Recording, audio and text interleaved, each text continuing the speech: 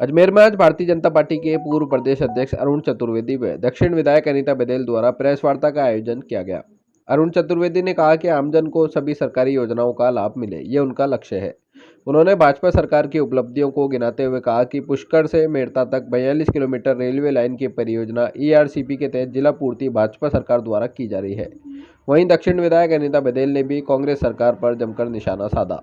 इस मौके पर पूर्व अजमेर देहात जिला अध्यक्ष देवीशंकर बूतड़ा, शहर अध्यक्ष रमेश सोनी सहित अन्य पदाधिकारी व कार्यकर्ता मौजूद रहे। मुस्लिमों की वोट बैंक लेनी है, मुसलमानों का ही वोट लेना और उसी के आधार पर जीत हासिल करनी है। इस तरह से मुसलमानों को अपना वोट बैंक मानते हुए अनुसूचित जाति के लोगों के साथ अत्याचार उनके शासन में हुए, उनके शासन में महिलाओं के साथ बलात्कार की घटनाओं ने देश में रिकॉर्ड कायम किया। हम पहले नंबर पर आए कि महिलाओं के साथ, और जिस तरह से उनके लोगों ने महिलाओं पर टिप्पणी की, महिलाओं के केसेस के बारे में टिप्पणी की। स्वयं अशोक गहलोत ने कहा कि 50% मुकदमे महिलाएं गलत दर्ज कराती है, झूठे दर्ज कराती है। इसका मतलब सीधा सीधा है कि अशोक गहलोत जी ये कह रहे हैं कि महिलाएं झूठी होती है और उनको इज्जत की कोई परवाह नहीं है।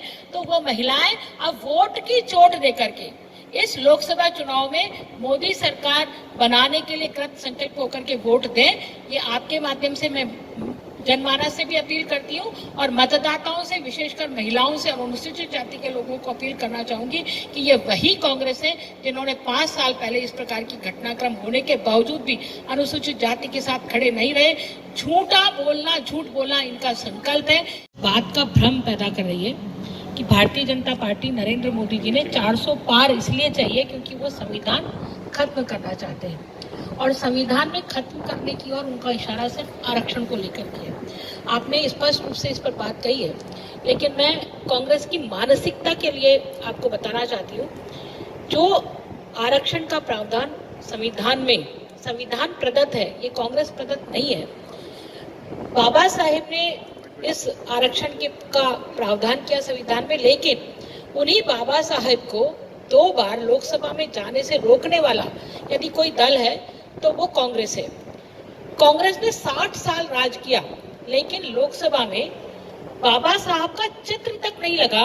तब पहली बार अटल बिहारी वाजपेयी जी की सरकार बनी तो बाबा साहब को भारत रत्न पुरस्कार मिला। ये स्पष्ट करता है कि कांग्रेस दलितों की और अनुसूचित जाति की कितनी घोर विरोधी है। अभी कांग्रेस कह रही है कि हम 50% आरक्षण की सीमा को बढ़ाकर 50% करने वाले हैं। तो आरक्षण यदि सभी वर्गों को मिलता है तो आरक्षण का महत्व ही खत्म हो जाएगा। आज भारत एक आशा की किरण के निकला है।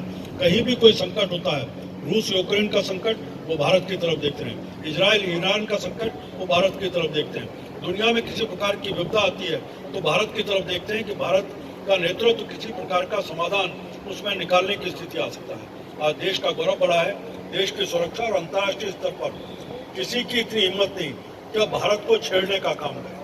चीन को एक बार नहीं, जो चीन बार बार छेड़खानी करता था या पाकिस्तान करता था, उनको भी बार बार हमारी सेनाओं के द्वारा और नेतृत्व के द्वारा सेनाओं को खुली छीट और पूरे संसाधन देने के कारण आज उनको अपनी सीमाओं में बांधने 200 करोड़ लोगों को सबको 2 वैक्सीन मुफ्त लगाने की बात की और वैक्सीन भी भारत में बनाने की बात हुई, जिसके कारण से देश का पैसा देश में ही रहे और देश के लोगों के काम आने की बात हो। दूसरा, अमेरिका जैसा देश भी वैक्सीन लगाने के पैसे ले रहा था, हमने मुफ्त लगाने की बात की और अपने भारत के लोगों को सबके वैक्सीनेशन करने के बाद दुनिया के भी बहुत बड़े पैमानों पर जिनको जरूरत थी उनको भी हमने उस वैक्सीन को देकर के सर्वे भवन्तु सुखने का संदेश जो भारत की संस्कृति से जुड़ा उसको करने का हमने सांस्कृतिक धरोहर के नाते से बात करें तो राम मंदिर के निर्माण का विषय जो सुप्रीम कोर्ट से मार्ग प्रशस्त हुआ था, आज वो मंदिर का निर्माण पूरा हुआ।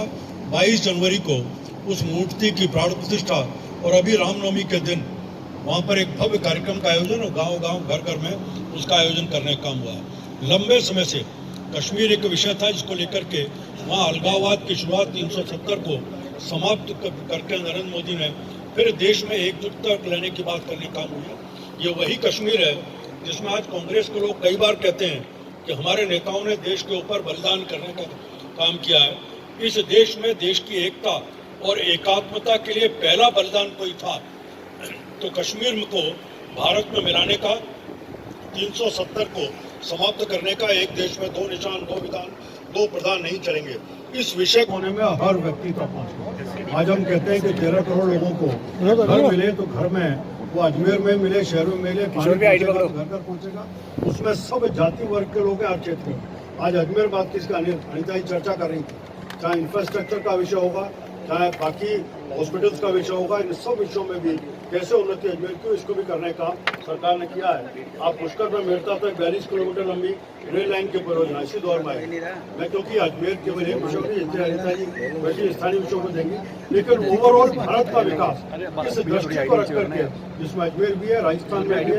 राजस्थान में हम देखें तो ERCP, जिसमें 23 जिले आते हैं राजस्थान के, उसमें अजमेर भी है। 23 जिले में पानी की समस्या का समाधान ये करने का अपन सब जानते हैं कि अजमेर की पानी की समस्या का समाधान भी जब हुआ तो बीसलपुर से लाने का तो भैरव सिंह जी की सरकार थी, जिसमें पानी की समस्या का समाधान है। अजमेर रूरल सेक्टर में बिजली पहुंचे, ये भी भैरव सिंह जी की सरकार से 93 से 98 बीजेपी की सरकार के